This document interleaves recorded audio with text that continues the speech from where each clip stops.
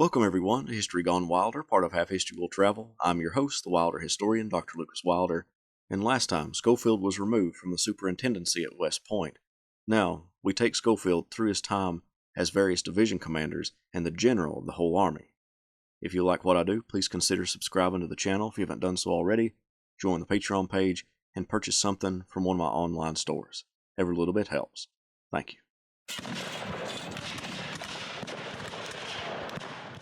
When Schofield left the Department of West Point, he took over the newly created Division of the Gulf, but the War Department soon realized that the whole division was unnecessary. For the next several years, Schofield floated from division to division, commanded the Pacific, the Missouri, and the Atlantic, before finally becoming commander of the entire army. While in those multiple positions, he was involved in multiple incidents and events prominent in U.S. history. Personally, two people close to him passed away within a few years after him leaving West Point. His brother George, the man whom the Smith & Wesson pistol got its name, the Schofield, committed suicide. This greatly impacted John because of his close relationship with his little brother and his attempt to always watch over him in the military. Schofield's wife Harriet passed away in 1888. 3 years later, at nearly 60 years of age, Schofield would marry Georgia Wells Kilbourne, who was 27 at the time. What made the marriage more scandalous than just the age gap was that Georgia was the best friend of one of his daughters and had been a constant in the Schofield household since the age of 14. Nevertheless, the two became constant companions and would have a child together, a girl named Georgiana. During Schofield's tenure as the commander of the United States Army, Native Americans, including the Lakota, began to practice the ghost dance. They believed that the white expansion and dominion was coming to an end, and their ancestors would rise up and join them to rid the land of whites. The belief resulted in the ghost dance, which scared many U.S. officials because they feared an uprising. The massacre at Wounded Knee in December 1890 resulted in the tribes involved in the ghost dance dispersing. Although the massacre resulted in the death of women and children, Schofield praised the U.S. officers involved. He wrote, "The evidence in these papers shows that great care was taken by officers and generally by the enlisted men to avoid unnecessary killing of Indian women and children." Schofield supported the introduction of Native American men into the U.S. Army to help grow the ranks. Unlike African American regiments, which were segregated, Native Americans could enlist in white regiments. However, the experiment of introducing Indians into the U.S. military as not scouts but actual soldiers failed, partially because of the monotony of service and low pay, as well as many of the men being married, and it was difficult for an enlisted man to have a family within the military post. As the general-in-chief of the Army, Schofield sided with businesses over the unions and strikes, particularly the Pullman strike. George Pullman and his company created the sleeping train car and held sway over the railroad industry. When he lowered the workers' pay and made it more difficult on his workers, they went on strike. Pullman rubbed elbows with military and political leaders, which helped him get the U.S. military to come aid him in ending the strike. On the idea that the strikers were interfering with the U.S. mail, the U.S. military was sent in to help end the strike, which also fought against the American Railway Union. Schofield, as well as other generals and politicians, knew and took trips with Pullman, who used his influence to get a military installation close to Chicago in order to protect his company and others from other such strikes. Schofield was a military reformer before and after he became the general-in-chief. One of his most important and longest-lasting achievements was for the artillery and its training.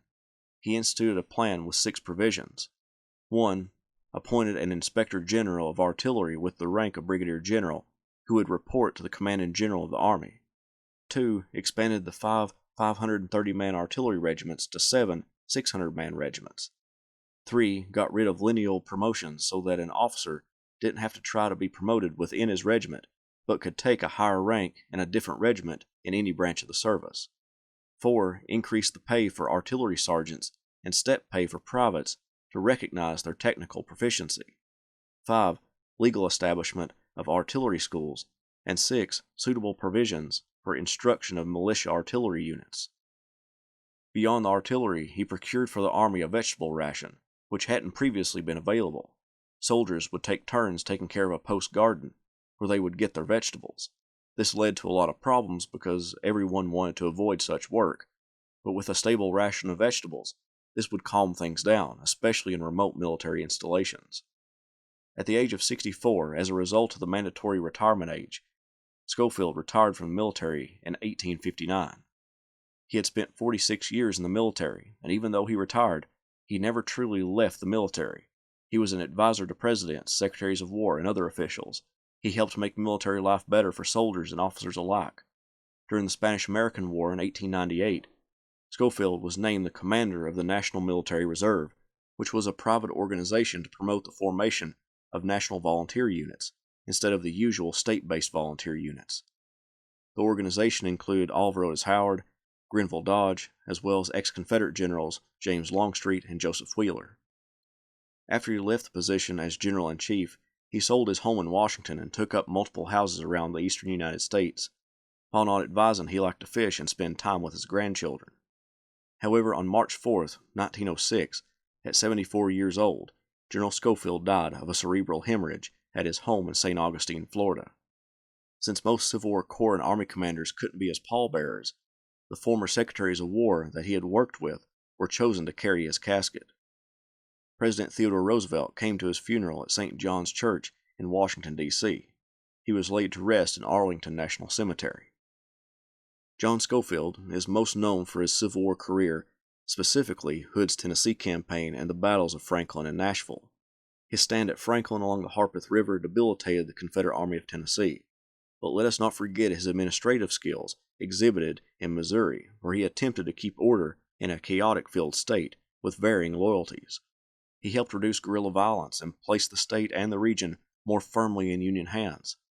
In his post-war career, he left an indelible mark on West Point, with his definition of discipline on display for cadets to read and reflect upon.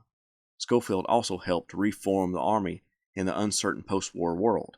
He fought for the Army, the thing he loved so well, and in many ways left it much better than he found it. As one of his biographers described him, Schofield possessed a lot of luck for a man who performed little active combat to rise to the rank of general of the whole Army by the end of his career. But if one is to take away anything from his career, he knew the politics of generalship.